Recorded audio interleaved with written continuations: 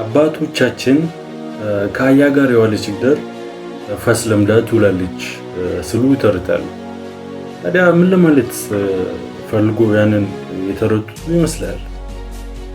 እንደምታወቀው አህያ የመብሳት ልማድ አለው። ታዲያ ከአህያ ጋር የምትውል ጊደር ወደደችም ጠላችም የአህያን የፈስ ልማድ ደጋግማ ትመለከታለች ወይም ትሰማለች። ያ ልማድ ነው እንግዲህ በድግሞሽ ወደ ጊደሯ ተላልፎ ጊደሯ ፈስ ለምዳ እንድትውል የሚያደርጋት። አባቶቻችን ሰው ውሎን ይመስላል ለማለት ሲፈልጉ ነው እንደዛ ብሎ የተረቱት። ብዙ ነገሮች በውሎ ይለመዳሉ። ምንም ሱስ የሌለበት ሰው ሱስ የሚዘወተርበት ቦታ ውሎ ሱሰኛ ይሆናል።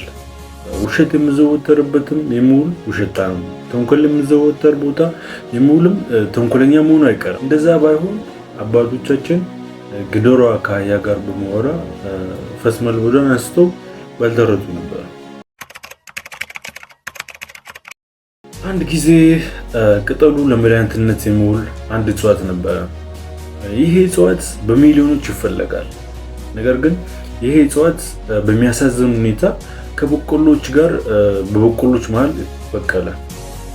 እንደምታወቀው ደግሞ ከበቆሎ መሃል የሚበቅል አረም ነው የሚባለው።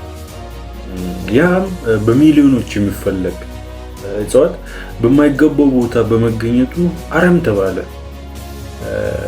መባል ብቻ ሳይሆን ከአረሞች ጋር ተነቅሎ ተጣለ። ታዲያ የዛ እጽዋት ጉዳይ በመጣል ብቻ አላበቃም ነበር፣ ተቃጠለ።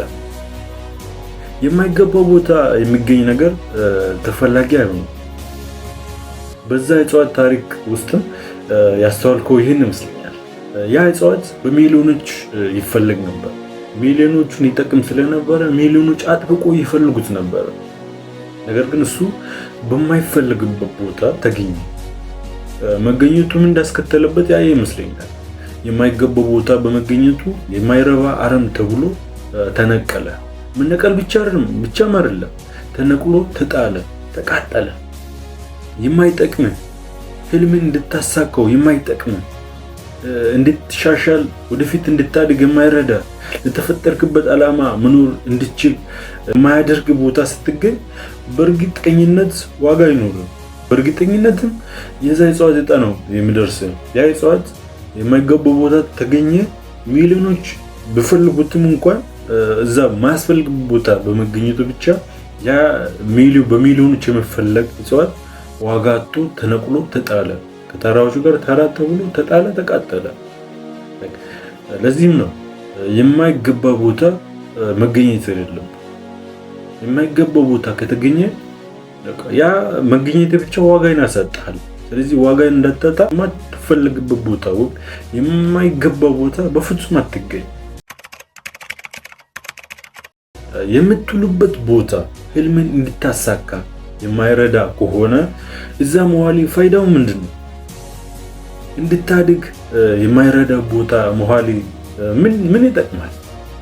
ሚሊዮኖች ሲፈልጉ በማይጠቅም ቦታ ብትገኝ ልክ እንደዛች እጽዋት ተነቅለ እንዳትጣል እንዳትቃጠል ብሎን አሁኑኑ መለወጥ፣ ማደግ፣ መበልጸግ፣ ህልምን ማሳካት ከፈለግ መዋል ያለብህ የምትፈልገውን እንዳታገኝ የሚያደርግ ቦታ ሳይሆን የምትፈልገውን እንድታገኝ የሚረዳ ቦታ።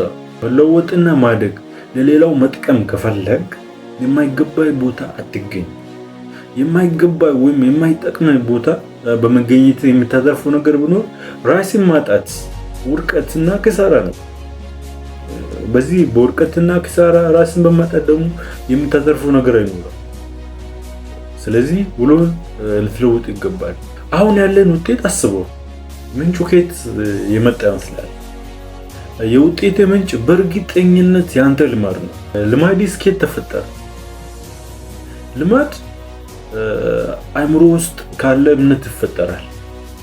ያ እምነት ደግሞ ከአስተሳሰብ ይፈጠራል። አስተሳሰብ ደግሞ ከአመለካከት ከእይታ ይፈጠራል። የምታየው እይታ፣ ያ እይታ የሚፈጠረው ደግሞ በአካባቢ ካለ ነገር ነው። ስለዚህ የማይሆን ቦታ ስትውል እይታም የማይሆን ነው የሚሆነው። የማይሆን እይታ የማይሆን አመለካከት እንፈጥራለን። የማይሆን አመለካከት ደግሞ የማይሆን አስተሳሰብ እንፈጥራለን። የማይሆን አስተሳሰብ ደግሞ የማይሆን እምነትን በአይምሮ ፕሮግራም ያደርጋል። ያ ፕሮግራም የተደረገው እምነት ደግሞ የማይሆን ልማድን እንድታዳብር ያደርጋል ማለት ነው። የማይሆን ልማድ ደግሞ የማይሆን ድርጊት እንድትከውን ያስገድዳል። ያ የማይሆን ድርጊት ደግሞ የማይሆን ውጤት ይሰጣል። ያን የማይሆን ውጤት ደግሞ አንተ እንደማትፈልገው አውቃለሁ። ስለዚህ ያንን ውጤት መቀየር ከፈለክ መቀየር መጀመር ያለብህ ከውሎ ነው። ውሎውን ስቀየር እይታን ትቀየራለህ። እይታን ስቀየር አመለካከትን ትቀየራለህ። አመለካከትን ስቀየር አስተሳሰብን ትቀየራለህ። አስተሳሰብን ስቀየር እምነትን፣ ልማድን ትቀየራለህ። ከዛ ድርጊት ይቀየራል። ድርጊት ስቀየር ውጤትም ይቀየራል። ስለዚህ ከውሎ ለውጥ ነው መጀመር ያለብህ። ለዛሬ በዚህ ይበቃል። ሀሳብ አስተያየት ካላችሁ ልታደርሱኝ ይችላላችሁ። አብራችሁኝ ስለነበራችሁ አመሰግናለሁ። በቀጣይ ቪዲዮ እንገናኝ።